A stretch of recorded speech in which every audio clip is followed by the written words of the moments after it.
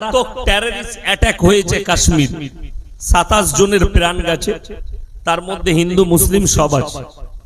27 জন মারা গেছে। এখন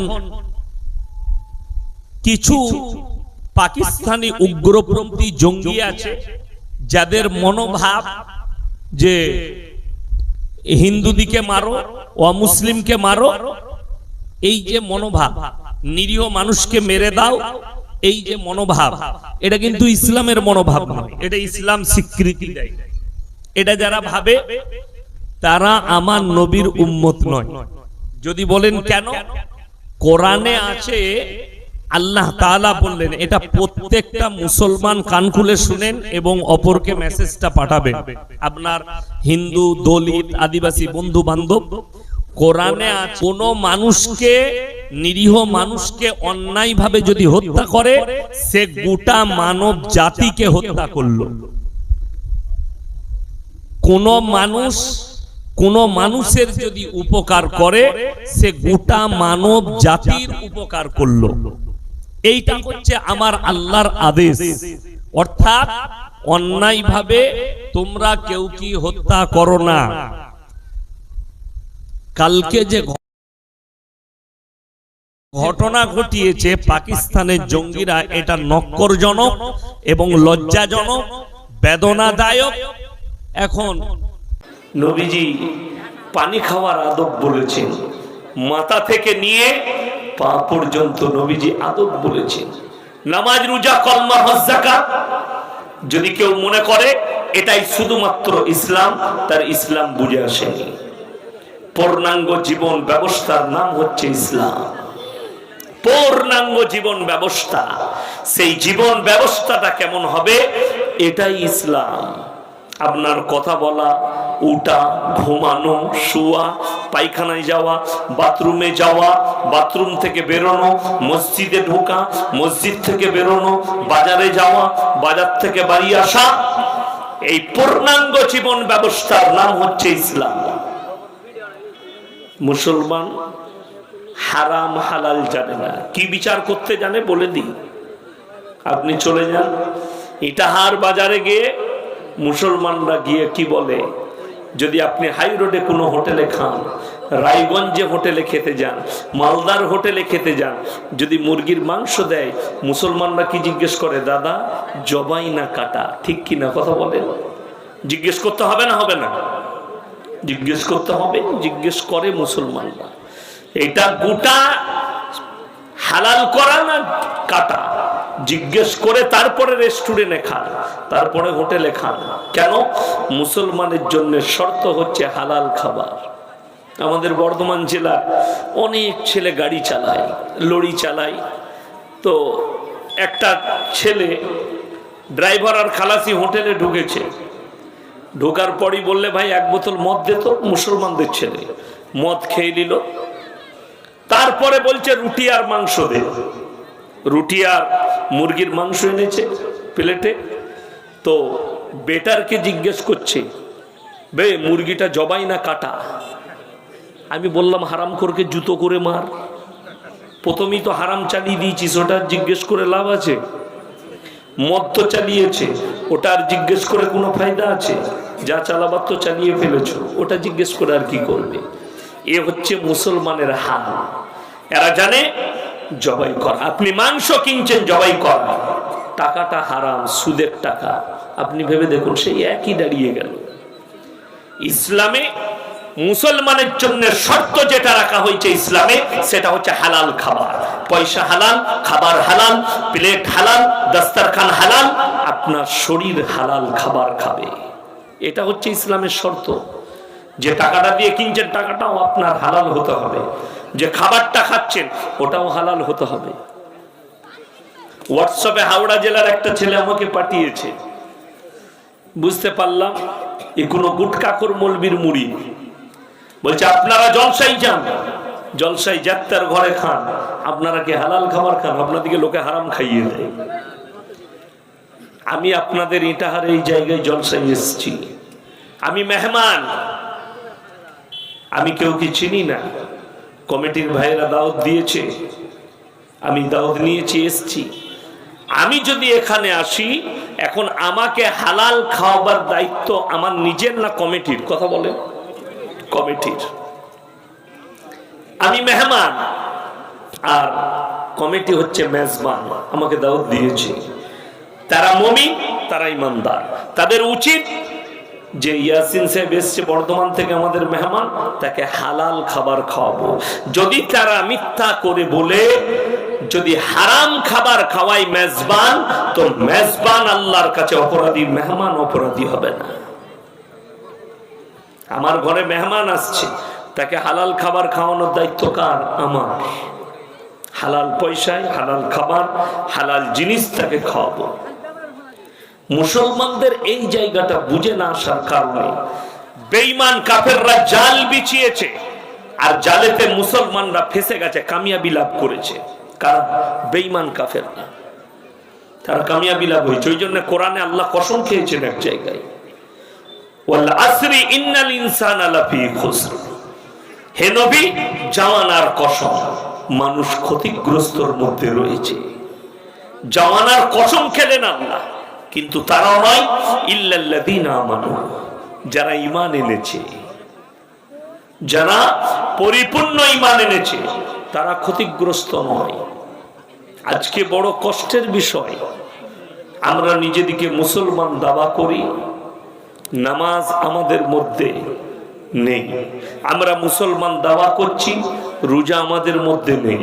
আমরা মুসলমান দাওয়া করছি, যত রকমের হারাম কাজ মুসলমান লিপ্ত আছে। কারা করলো? বেঈমান কাফেররা জাল ফেলিয়েছে, আপনি জালের ভেতরে মাছের মতো ঢুকে গেছে, বেরোতে পারবেন না। তার এক নম্বর জাল, স্টেজে বোতল রাখা আছে, মিনারেল ওয়াটার, পানির বোতল। এই জালটা আমার আগে ভাই বলছিলেন না ইসরায়েলের কথা, এই জালটা যে পৃথিবীতে প্রথম বিছিয়েছে, ইসরায়েল বিছিয়েছে। অ্যাকোয়াফিলা যে পানির বোতল আছে, ওটা ইসরায়েলের কোম্পানি, এরা বিছিয়েছে। মুসলমানরা যেন নবীজির আদর্শ থেকে সরে যায়, সুন্নত থেকে সরে যায়, আদর্শ থেকে যেন এরা দূরে সরে যায়। এরা যেন গিলাসে বিসমিল্লাহ বলে পানি পান না করে, 3 নিঃশ্বাসে পানি পান না করে, এরা যেন হারাম পদ্ধতি ধরে নেয় আর দিন থেকে সরে যায়। মুসলমান আজকে বিয়েতে, শাদীতে, জলসায় পানির বোতল ধরিয়ে দিচ্ছে। ঠিক বললাম না ভুল বললাম? কথা বলে, পানির বোতল। আমরা আমাদের বাপ দাদা, আমার বাপের বয়সী যিনারা আছেন, যাদের 60 বৎসর বয়স, যাদের 70 বৎসর বয়স, যাদের 52 বৎসর, আপনারা ইমানদারির সঙ্গে বলুন, ছোটবেলায়, আমি ছোটবেলায় দেখেছি আমার গ্রামে সব থেকে সম্ভ্রান্ত পরিবার, সব থেকে সম্ভ্রান্ত রাইস মিলের মালিক। ছোটবেলায় আমি তাদের বাড়ির যে কোনো অনুষ্ঠানে খেতে গেছি, নিচেই তিরপল বিছিয়েছে খড়ের ওপরে, তার উপরে বসে খেয়েছি। প্লাস্টিকের গিলাসে পানি, গ্রামে প্লেট থাকতো, প্লেট, সেই প্লেটে খানা, সুন্নত তরিকা ছিল, নিচেই বসে খেতাম।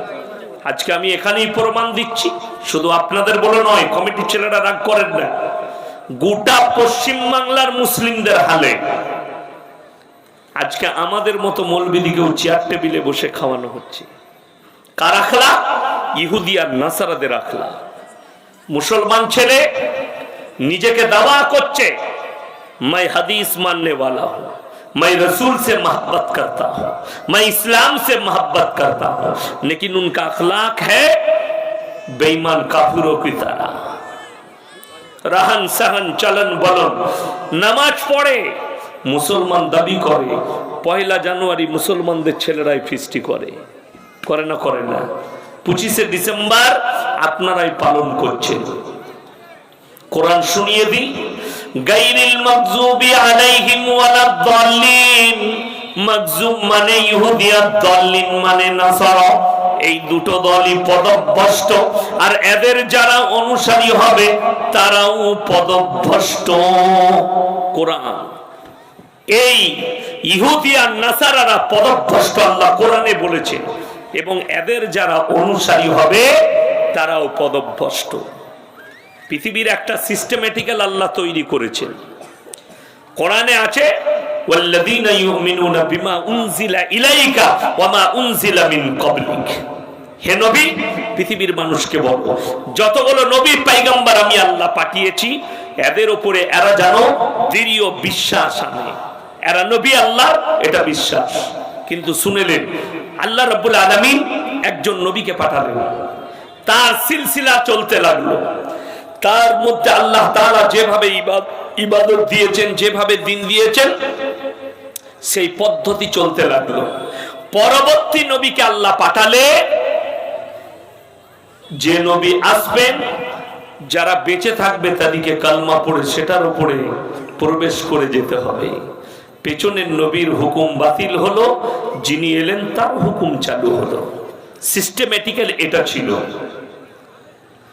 পরপর যখন নবীরা এসছেন এইভাবে একবারই এসে নবুয়তের দরজাকে বন্ধ করলেন এবং দ্বীনকে পরিপূর্ণ করলেন। ইন্নাল্লাহ ইনদাহু আলাল ইসলাম, পরিপূর্ণ দ্বীন আল্লাহ তাআলা নবীজি সাল্লাল্লাহু আলাইহি সাল্লামের কাছে এসে ইসলামকে পরিপূর্ণ করলেন। জোরে বলুন সুবহানাল্লাহ।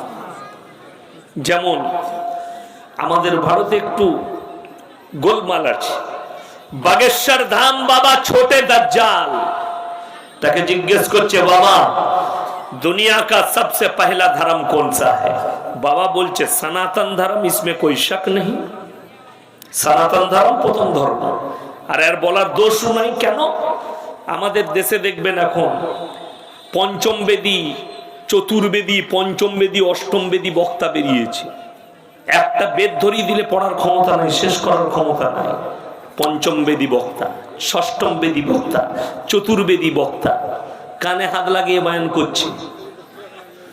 ভাইরা মায়েরা বোনেরা, আমরা ভারতে কেউ মুসলমান ছিলাম না, সবাই কলমা পড়ে মুসলমান হয়েছি। পেলি কোথায়? শুনে বলছে, স্টাডি করে নয়, কোরআন হাদিস ঘেটে নয়। তাকে জিজ্ঞেস করো এই ভারতের মাটি কেমন মাটি? আল্লাহ রাব্বুল আলামিন হযরত আদম আলাইহিস সালাতু ওয়াস সালামকে দুনিয়ার প্রথম তৈরি করলেন, ঠিক কি না কথা বলে? প্রথম মানুষকে আদম আলাইহিস সালাম। এবং আল্লাহ যখন দুনিয়ার বুকে নামালেন, তিনাকে হিন্দুস্তানের মাটিতে নামিয়েছে। আদম আলাইহিস সালাম হিন্দু ছিল না মুসলমান ছিল? কথা বলে না, মুসলমান। তাহলে ভারতে হিন্দু থেকে মুসলিম কি করে হলাম? ভারত তো আমাদের দেশ। জোরে বলুন সুবহানাল্লাহ। ভারতে প্রথম যাদের উৎপত্তি হযরত আদম আলাইহিস সালাতু ওয়াস সালাম থেকে, মুসলমান দিয়ে আল্লাহ ভারতকে শুরু করেছেন। জোরে বলুন সুবহানাল্লাহ। আর ये বলছে दुनिया में पहला धर्म कौन आया? सनातन धर्म आया। भगाओ यार पखंडी बाबा को। आगे चलो আমার মুসলমান ভাই,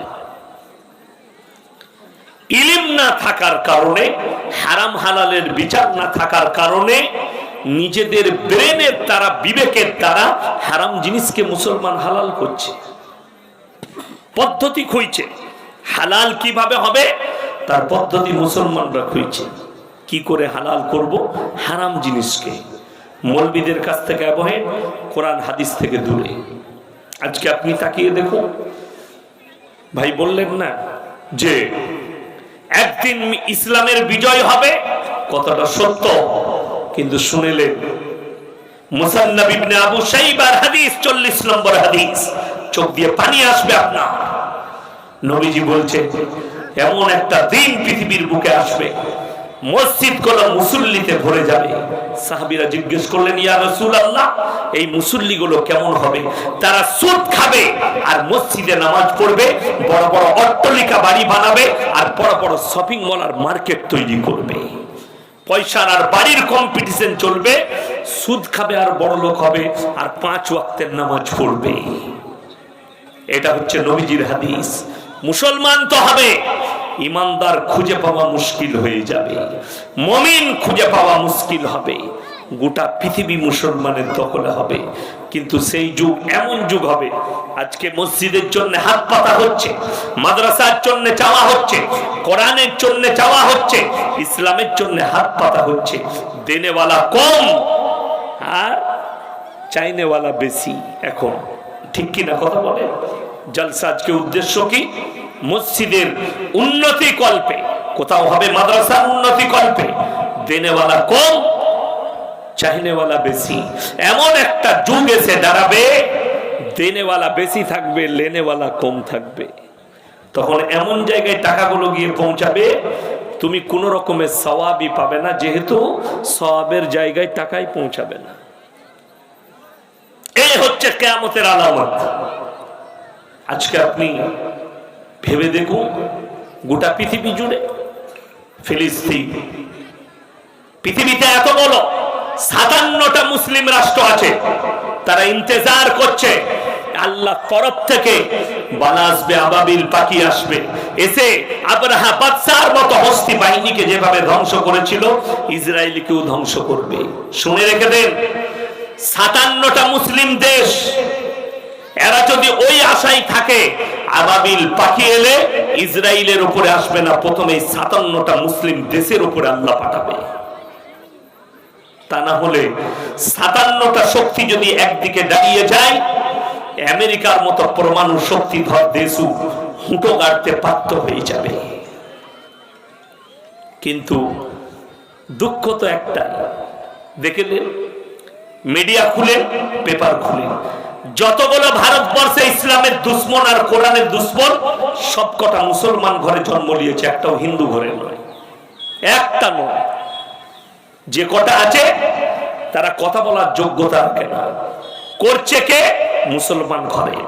তার এক